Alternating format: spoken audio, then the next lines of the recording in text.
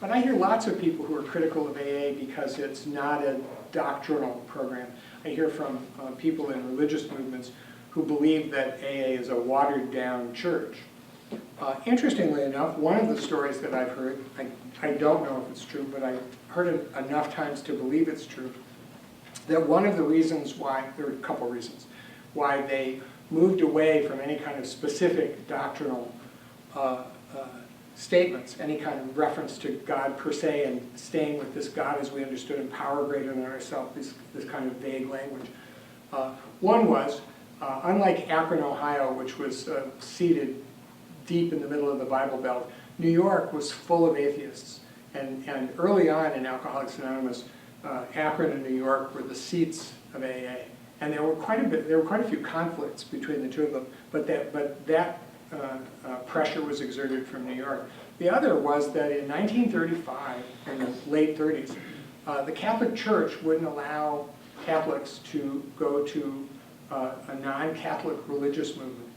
And I have heard it said that part of what drove these folks to change the language was to avoid excluding people based on issues of doctrine. In addition, I think the third thing was that the early AA was really in the Oxford movement.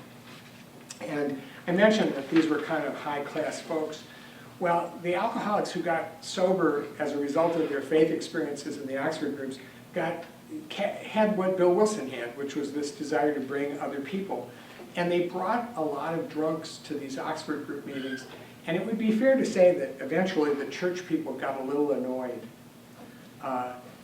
They just weren't fully prepared to have all these drunks, some of which were, loud and, smelly, and it kind of offended their sensibilities. So the fact that it ended up moving away from a traditional church environment isn't exactly surprising. Did you get it? Yeah. Yeah. Someone mentioned today that some of the steps might be an interpretation of the Beatitudes.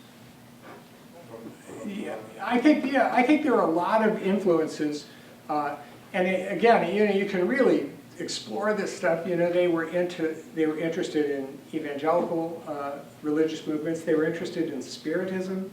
Annie Smith was a very spiritual woman. Actually, her book collection is on display in Ardmore in Akron, and it's illuminating to see what she was reading regularly.